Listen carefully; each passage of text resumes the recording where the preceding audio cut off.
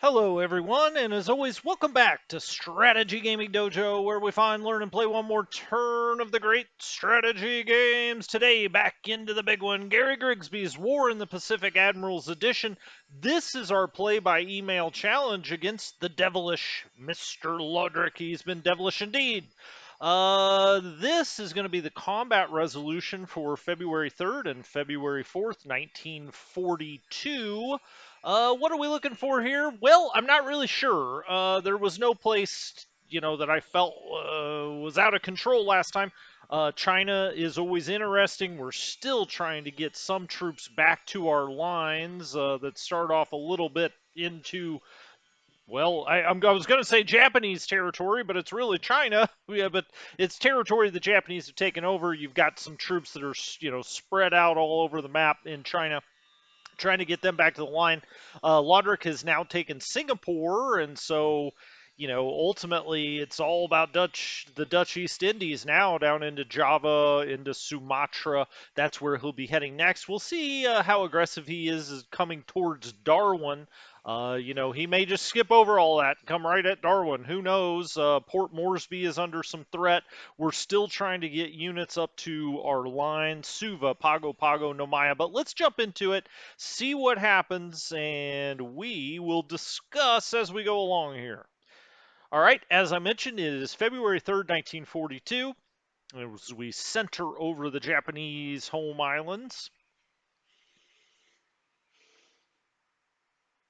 Amazing, a country of this size took on essentially trying to take over the entire Pacific Rim. Uh, I always get amazed when I look at how small China. I was going to say China, Japan is, relatively speaking, and what they were able to accomplish militarily. Um, okay, we're reacting to a Japanese sub here. We appear to be, about 10 hexes northeast of Pearl Harbor, and he does have a big sub presence out here. We have a big destroyer presence out here. I sent a bunch of destroyers out this way because we saw when our carriers came through, we saw he had a picket line of subs out here. So I've just sent nothing but destroyers out here to try to clean things up if we can. And you can see now our other destroyers are going to react to that. So I put them in task forces of 2 or 3, and I've got them out there trying to sub hunt.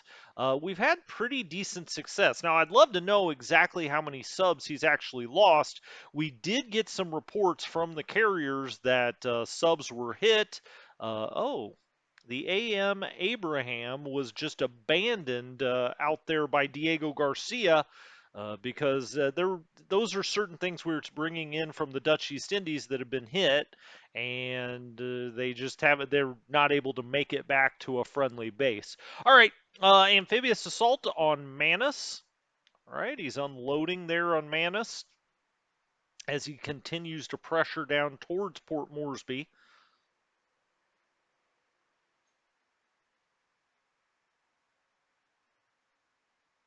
We'll get all of our Coast Watcher reports, sometimes accurate, sometimes not.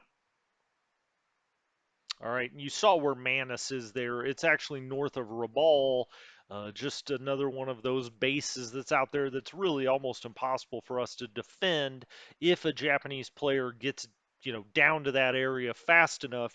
There's no way to build up enough to protect that. That's just one that goes by the wayside. If you do come across, oh, well, it said we saw some Japanese ships out by New Zealand. I find that difficult to believe. On the east side of New Zealand, anyway.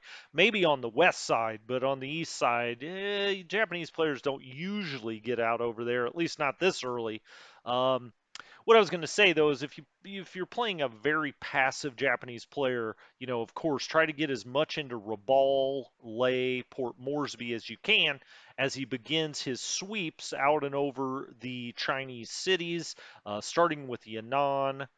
Now he's sweeping out over the top here just south of Lanchao. We actually have some I-16s that can get up in the air and do a little cap. Now they're fighting zeros, and so that's usually not good for you, and indeed it is not here. Now again, always check this. He's coming in at 16,000 feet.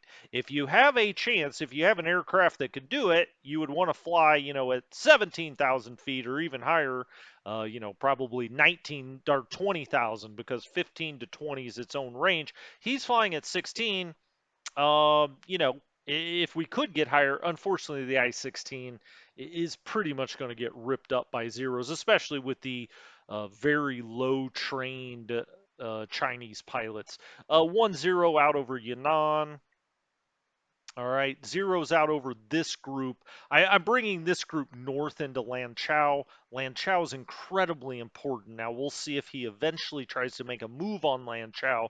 It's pretty removed from the battle area right now anyway, but we'll need to defend Lanchao with everything we can. You lose Lanchao and you lose all of that road, all the supplies that would come down on that road from the north. He's got 12 Idas in here on this group that's trying to get back to Aicheng. We take 67 casualties there. All right, he's going to bomb Wu Chao. Now we get another two I-16s up. This is all against bombers. So this is what we're looking for. That's what we want. Did we do anything? Yeah, we did. Look at that. We destroyed a Sonia. Wow, we destroyed one plane. We damaged three others. We took no losses ourselves, but this is what we want is to get unescorted bombers against our fighters because fighter to fighter, we're at a severe disadvantage. And we do get up a, one plane, at least for now, against some bombers. Let's see if we were able to do anything to them. And now we chased him out. That was that second screen you saw. Yeah, we damaged one plane. Okay. He sent 19 bombers. We only had one fighter that was available to get up, and we damaged a plane. Yay for us. All right, here comes the bombing campaign. This is just south of Nanyang. Two damaged planes, 92 casualties. He's been sighted over Medan. Here come the Idas again, just south of Nanyang. This is a group we're going to try to get back to Aicheng. We take 67 casualties there. All right, these are our fortresses, and I didn't know if he had any fighter capability here yet, so I said, let's just send some B-17s over to bomb his newly taken port at Leh. We didn't lose anything here. We hit the airbase for one, the runway for one, the port for one. Now you saw that he sent fighters up. I'd like to see. Yeah, they're at 16,000 feet. So, I mean, that's really where he likes to run his Zeros. We were at both 20,000 feet, which is probably too high to really hit anything unless you're just doing, area bombing, carpet bombing. And then we had some down at 8,000 feet. We did get a few hits. We didn't lose any planes. It's probably not advised. I mean, those Zeros, if he ups their altitude, they're going to take out some of our B-17s. So we got to be careful there. That was not done to do anything other than say, hey, we're here. We're not completely helpless.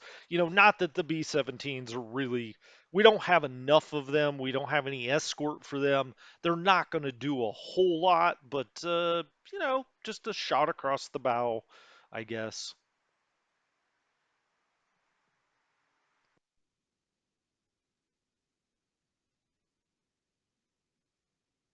All right, so we see his carrier group coming in here, flying at Batavia, 40 zeros against four of our B-339s. That's not going to go well for us usually, although maybe he lost one unless it just turned around. Nope, he didn't lose any, and we had four planes destroyed. Well, this is the way I look at Dutch, pretty much all Dutch assets. You're going to pretty much lose it eventually.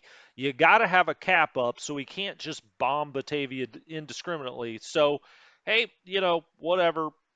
We put up a cap. They got shot down. It is what it is. Drink. Okay, here comes bombers into Yan'an.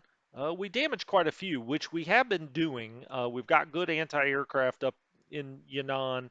Six damaged planes, 142 casualties. Now here come these groups that are again trying to get back and out across the river here to this hex. That's where I've sent them. We'll see if they can make it. One damage plane, 39 casualties.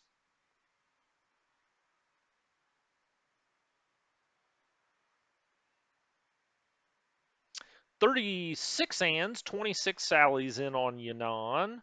Two more damage planes, 161 casualties. He gets a lot of casualties in Yannan.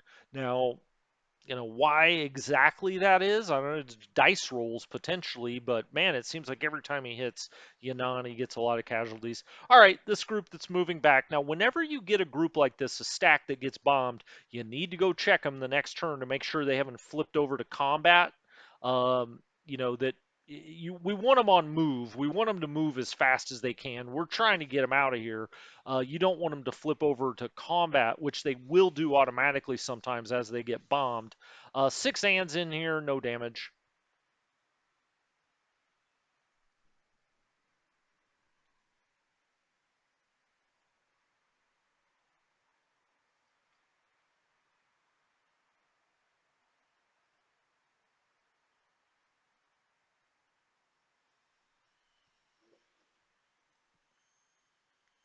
All right, well, that's kind of the end of that. Not a whole lot happened there. The usual Chinese bombing, but it wasn't nearly as prevalent as it has been on some other turns. All right, he's unloading on Manus.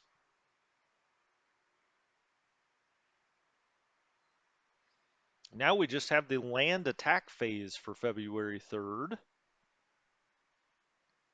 There it is, land move attack phase. That always happens, last, right at the end. Okay, here's the final assault. I had forgotten about this, that we still were holding on at Bataan.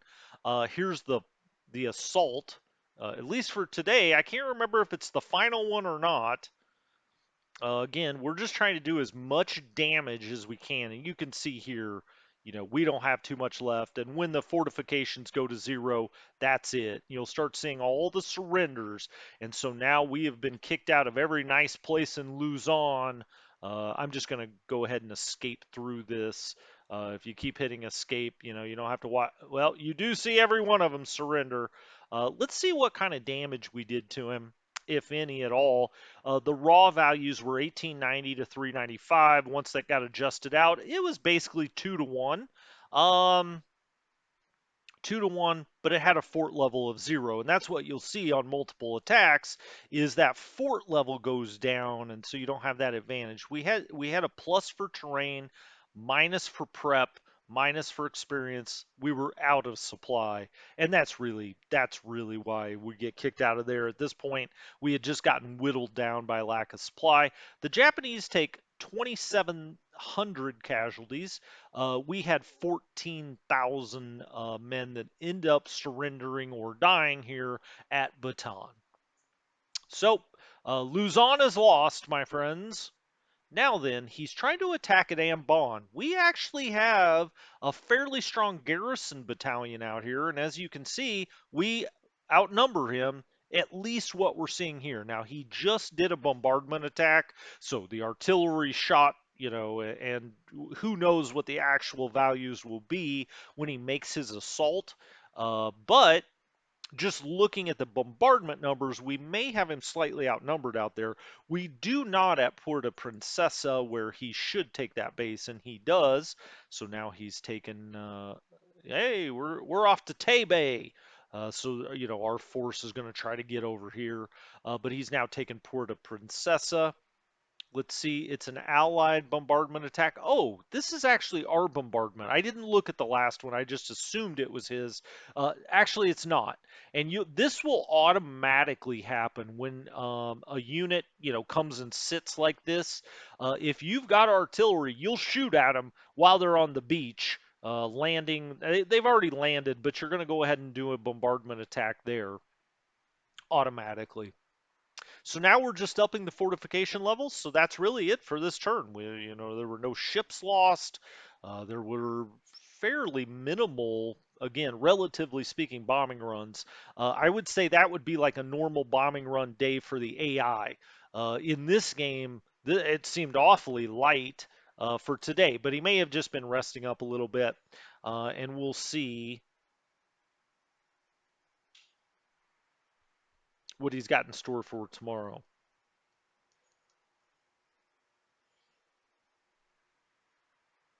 All right, we're refitting some of the destroyers. I like to refit all of my destroyers and above, so the light cruisers, the cruisers. I usually on cargo ships. I don't. I guess it just depends, but I really don't upgrade those as much, but I do it obviously with all of the ships that maybe, if they're going to give you more AA, give you potentially more torpedoes, give you bigger guns, whatever the case may be. So those will refit. And if you look at the ship itself, you've got, replacement and upgrade. Well, on the ships you don't have replacement, but you've got upgrade, and you always want to turn that on. Um,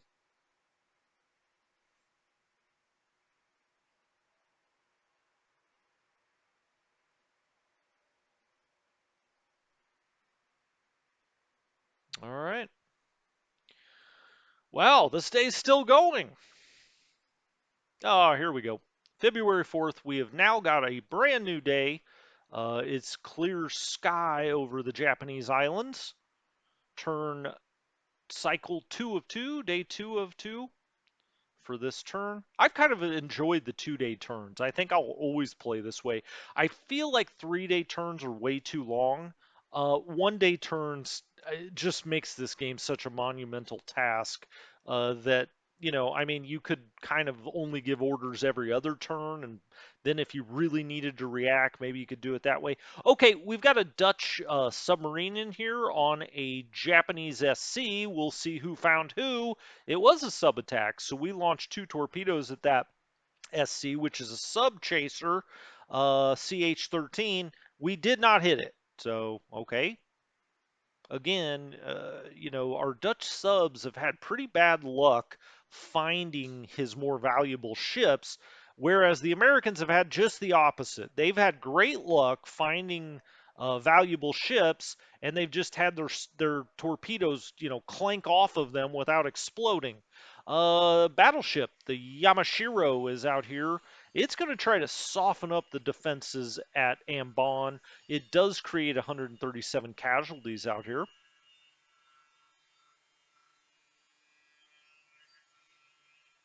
This may be a fairly quiet turn.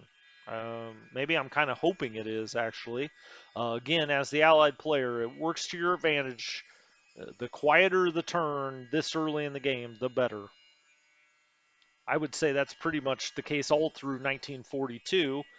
Because you're trying to get your assets into position. Now, the Japanese are too, but them being on the attack, they've taken Bataan this time, which is a big deal, but that's inevitable.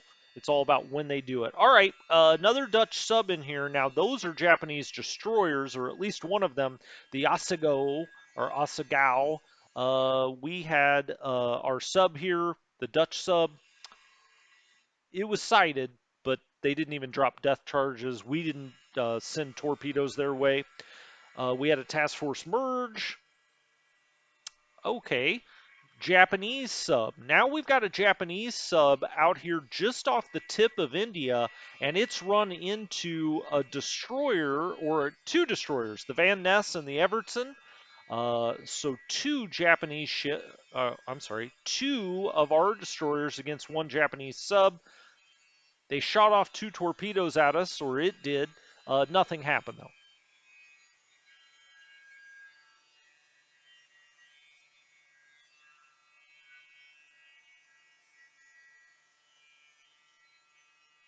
Sorry if you can hear some like a buzz saw going. There's like construction near my place, and it's distracting me. I can hear it. I don't know. I doubt you guys can. Usually, my headphones do a good job of muffling that, but it's. I'm like, wow, what in the world are they building at this time of the day? All right, here come airstrikes. Okay, 9-0 sweeping over this group south of Lanchao. Oh, we did get one I-16 up in the air. We'll see if it survives. And no, we did get two up. Well, unfortunately, we got two up because they both got destroyed. Carrier group over Batavia, 40 zeros up in the air. We sent nothing up in cap, and you can see he swept at 21,000 feet there. I think his zeros on his carriers are a little better aircraft, so it's possible that, flying them at 21,000 feet makes a lot of sense. He's got Oscars sweeping at 16,000 feet here, just southwest of Changsha. And then just west of Changsha, he's got some more zeros. We're not really putting up much in cap there. Into Yan'an, a sweep. We didn't put up any cap. Now he's sweeping out over this group south of Lanchao. I do have them moving to Lanchao. We're going to try to get as much there as we can. Carrier group, squadrons coming out over Batavia. 4 zeros this time. Now, this is just north of Kukong. He's got 3 Mabels that swept over the top. But again, we're just not putting up much cap. It's smart for him to do this before he does his bombing runs, but we don't, have much to answer with. We damage 4 Sonias here. We take 8 casualties. We'll take that every time. Now he's got 19 Marys coming in for a second whack at it. Nothing happening there. Now out over Yan'an. 3 damage planes. Again, over 100 casualties. 111 casualties. Now 26 Sallies on the follow on. And 2 damage planes. 23 casualties. That's better. This group trying to get back to Aichang. They're crossing the river, or at least that's how I have them set right now. We took 33 casualties in that bombing run. All right, Wu Chao again. Now again, we got some I-16s up here up against bombers, and we'll see if we did anything, and then we may chase them out. Did we? No. We damaged 2 Sonias. We didn't lose any fighters. I'm sure he'll start sweeping down here now, but at least for this turn, we got a free run at him. I think we destroyed 1 plane and damaged 4. I would like better than that when we catch him a little by surprise, but we just don't have good aircraft and pilots in China. 1 damage plane, 36 casualties as his bombers got through that time. Now into Changsha. We did get 2 flying. You see 1, but it said 2. The other one's trying to get up in the air. We got 2 flying tigers up against Tojo's. Doesn't look like we hurt one there. 1 flying tiger destroyed. No Japanese planes destroyed. Now he's coming for another sweep with his Oscars. So the air activity in China picking up here on the second day of the turn. 27 Sallies, okay, 2 Sallies damaged, 54 casualties, 30 Ants coming in hot, 36, I should say, 18 casualties, no Japanese losses. All right, we were seeing some parts of that carrier task force flying out over Oosthaven. This is out at Wu Chao. We took 16 casualties there. Now back into Yan'an, which is taking the brunt of the bombing this time. 1 damaged plane, no casualties.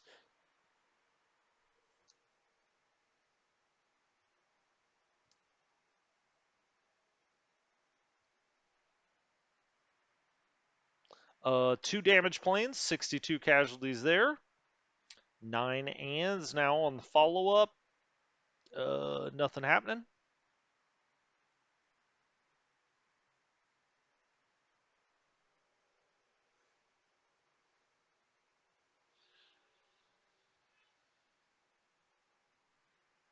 Okay, we've got 18 Idas, 44 casualties there. Now out over Yunnan, just getting some sightings. Sonia's into southeastern China. No losses on either side there. Hey, here come our fortresses again. He got zeros in the air again. Let's see. Well, we got past the initial line of them. Let's see if they chase us out. They do. We're probably a little more vulnerable there. 1 destroyed B-17. Airbase hits 4, runway hits 1, port hits 2. Okay, so it's doing a little something, but this is too dangerous to be out there doing against zeros.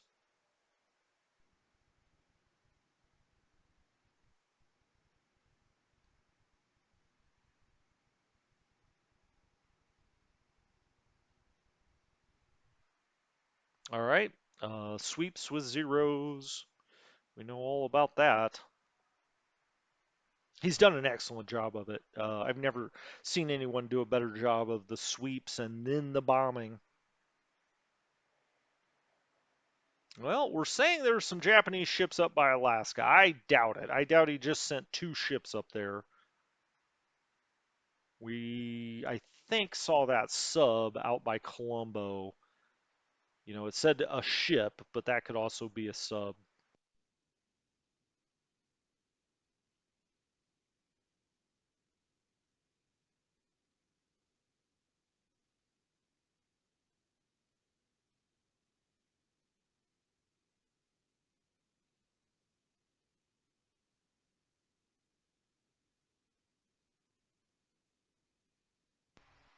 I'd be more than happy if the turn just ended now. You know, really, no ship sunk, no real aircraft losses. I mean, a few Chinese aircraft, but he didn't bomb Rangoon. He didn't.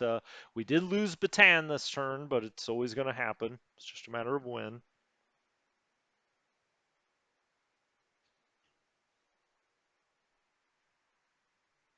We'll see what the land phase brings. Okay, this is land activity at Ambon. This time it is a Japanese bombardment. So we bombarded him when he landed and got off some artillery shots. Now he bombards back. Again, he's only showing 1,600 troops out here. We've got him outnumbered. Uh, 10 casualties reported for us on that bombardment. Now it looks like he's going to. Now we're going to bombard him back. It's an artillery battle out here. You don't think of that often in war in the Pacific. Or I guess you do with the big guns on the naval guns. But now we've got a land artillery battle out here. Nothing much happened. We're 12 guns to 12 guns. Very evenly matched forces out here.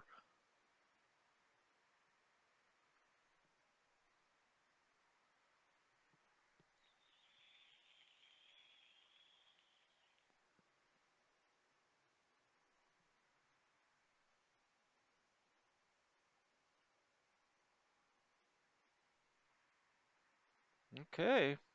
That may be about it. I'll take this turn. Believe me, I take this turn every damn time. Now we got to think about where his carriers are.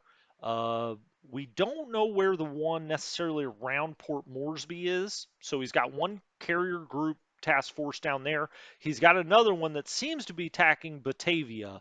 So down, kind of by the Dutch East Indies. So you know, it's all about this game's all about recon. I know that some people have made fun because I don't really do recon in War in the East too. This game, War in the Pacific, is all about recon because you've got to know where his carriers are at all times. That will come back to haunt if you do not. Believe me. All right, we've got couple of new British squadrons that are arriving, plane squadrons that are arriving at Aden. So that is something to look forward to, and that's going to do it. So a pretty quiet turn. And when we come back on the setup, we'll go look around and see if we can figure out where the hell his carriers are exactly. As his carriers have to go back and refuel, they have to rearm. He's active with them, and so he's going to have to, go back and make sure they're rearmed and resupplied, refueled, I should say. And so when that happens, that's when we need to move our transports out to the Suva, Nomaya, whatnot, to drop things off when we don't have to worry about carriers. We'll see. But we'll do that when we come back. Thanks for joining me. This has been Strategy Gaming Dojo. I'll talk to you next time. Have a great one.